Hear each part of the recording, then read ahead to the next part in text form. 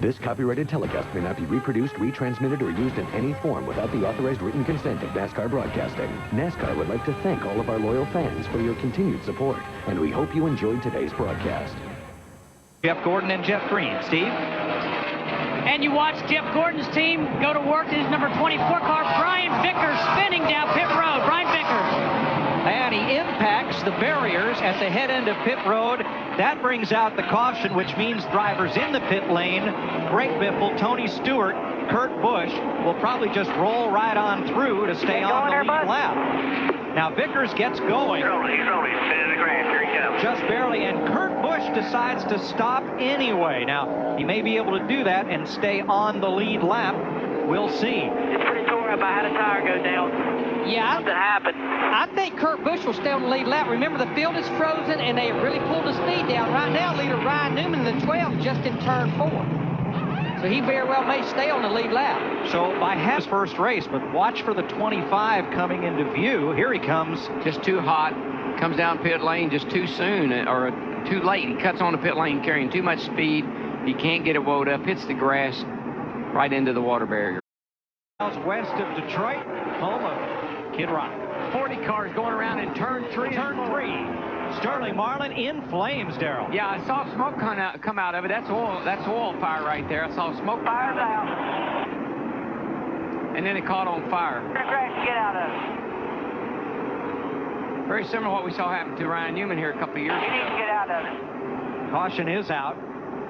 Smoke still coming from beneath the hood, and now getting into the cockpit. As they go to Sterling's aid, here he comes. That's definitely the caution. Dale Earnhardt Jr., Steve Mill, and that group they were looking for. Load up. Blew up big time. Need to go back and make a note on Sterling Marlin. We had talked about he's only changed 2. They came back in and changed the battery on that last pit stop. And I think probably man, that's a big fire right there. That's oil fire. I saw that out of Ryan Newman's car here a year or so ago. Lucky he didn't get there. Michael only took 2 tires, but the right side tires have been wearing quite a bit today, as we well know, and it seems like it really was a good move for him.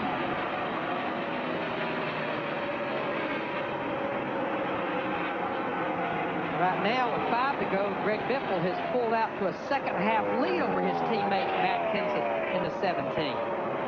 Well, you think back to California, and Biffle just, he went out there and he led the most laps and he won the race. And this track, of course, is a sister track to California, and he's done it again today. And he won here in August with this very chassis. New body with a shorter rear spoiler, but same chassis. Mark made the pass on Carl Edwards for 4th, and it's kind of surprising that Tony Stewart was unable to mount a charge, get past Kenseth, and get back to Greg Biffle. I think Tony, every time Tony leads the most laps, if I was him, I'd be worried, because that's happened to him like 3 or 4 times this year. Led the most laps, but wasn't able to win the race. Tell you what, another car just keeps getting better and better each week. He just moved in the top 10. Kyle Busch, and that 5 car finished 4th at Pocono. Remember, earlier in the race, because of a caution coming in the middle of green flag stops, he was 1 lap down. He just went by Rusty Wallace in a 2. Boy, did he get loose off turn 2 that time. I got to say that his tires must be pretty worn as well. And Rusty, I think, acknowledges it. The big gainer in the Nextel Cup standings today is going to be Stewart, who is going to move from 10th to 7th. Can he hold on to 3rd place here for these final couple of laps? Oh boy, next week, DW, little road course race down in Sonoma. Oh yeah, slip sliding and shifting, and I think Stewart's going to get our buddy here. Looks like he's got a run on the 17. He's got to set him up. Got a nose up there. Better watch out for old Mark lurking back there, though. I was going to say, Mark Martin in the 6, he said, you guys just keep on racing side by side. I'll be right there with you. 3 laps to go. And Mark has been the fastest of these 3 over the last few laps. Must be that Cape Crusader thing he's got going on today. Could have a little something to do with it. 2 more, buddy. Oh, yours. Go get it. 2 more. A little encouragement for Mark Martin in the 6. 2 to go.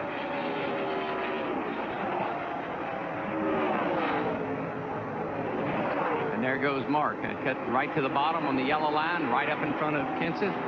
And I think he might be able to get around Tony Stewart here. And just remember, Mark Martin in the 6, he was the only Roush car on that last stop that changed 4 tires. The other 4, like Kenson in the 17, stayed out.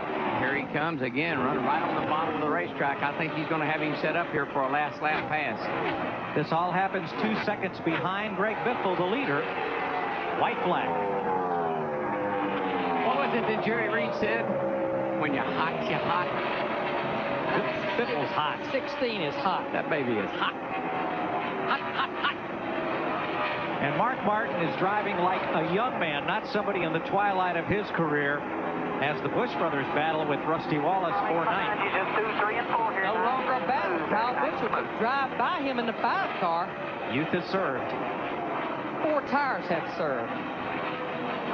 Mr. Feelgood came through that time. Greg Biffle coming off turn 4. 5th win of the season, 8th win of his Nextel Cup career for Biffle, and Tony Stewart holds off Mark Martin for 2nd by a 1/10 of a second. Matt Kenson 4th, Carl Edwards in 5th, Joe Nemechek in 6th, Michael Walker 7th, Elliott Sadler 8th, Kyle Busch 9th, Rusty Wallace 10th, and our points leader Jimmy Johnson, 48 car finishes 19th. Rusty with the top 10, as you said, and I tell you, Jeff Burton, not a bad day for him, too. 11th. One of his better runs this year. And lead lap finishes for Scott Wimmer and Jason Leffler. And Dale Earnhardt Jr. Yeah. Lead lap finishes 17th. Casey Kane on the lead lap in 18th. See, I'm pretty impressed with that finish that Leffler had. Even though he got a lap down, he come back there at the end and he drove off and left everybody. Those who will be disappointed include Jeff Gordon and Ricky Rudd 3 laps down. Bill Elliott, qualified top 10, finished 4 laps down.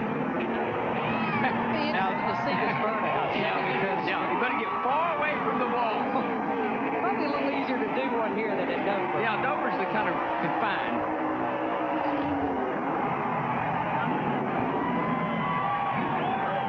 Greg Biffle will take his Roush Ford to victory lane. We'll meet him there after this. Good job, Biff.